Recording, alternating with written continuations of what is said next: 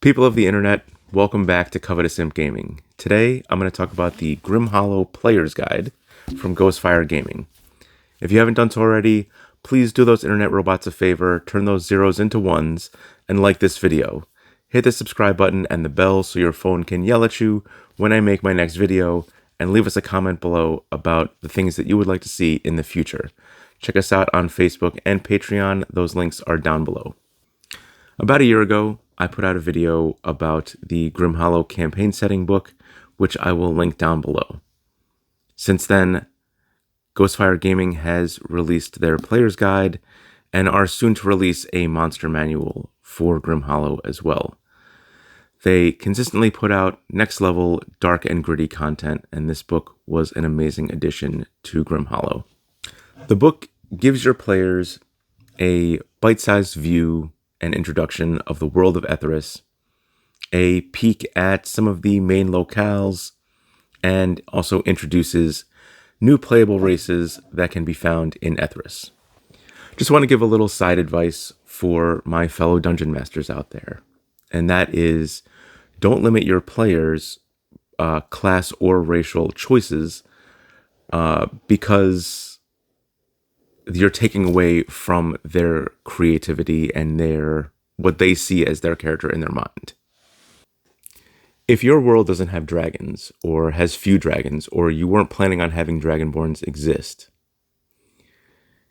and you have somebody who has their heart set on playing a dragonborn, then let them play that dragonborn, but in smaller settlements and places that are kind of tucked off on the side. Dragonborns might be something that they've never seen before, and therefore people will stare. People will assume that that's another player's pet or slave. Kids might run up and grab its tail and yank it and run away. And likewise, if they're playing one of these races where maybe they've never been seen in a small settlement before, and they're playing something like a rogue, they might have more eyes on them than normal. So doing things like stealing out in the open or something like that, stealth checks might be at disadvantage because it's harder for them to get away with doing such things. Also, as far as classes go, being something like a paladin or a cleric in an evil world like Etheris, you using your divine powers to sense or destroy evil. Maybe evil has the power to sense the divine, and you might be hunted more than just a regular fighter or wizard.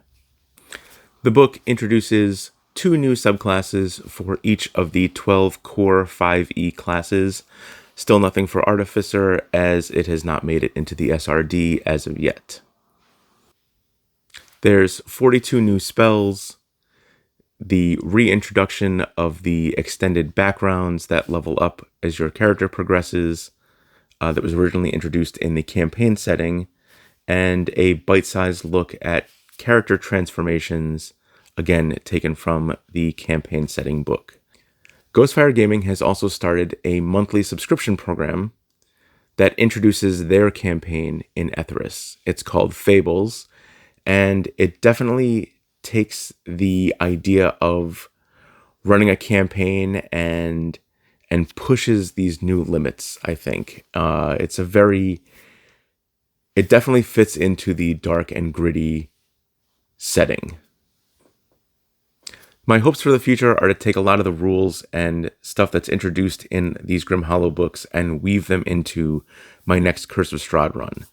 I think that the world of Etheris and the world of Barovia weave together very well. There's a lot of similarities, and I think that especially the rules for transformation, where in regular 5e you get bit by a werewolf and contract lycanthropy, you lose your character, you're done, and that guy's gone, and he's now a monster running around. Where I think you can do a lot being a werewolf, or you can do a lot being a vampire, or being part aberration, or anything like that.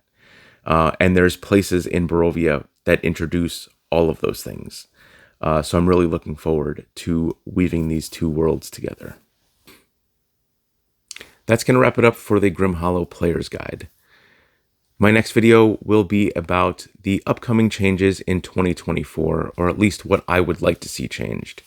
What would you guys like to see changed? What are rules that you don't understand and could use a better breakdown of, or things that you don't like that happen in 5e now that you would like to see changed in the future? Let me know in the comments below. Thanks for watching. We appreciate all the support, and we'll see you next time.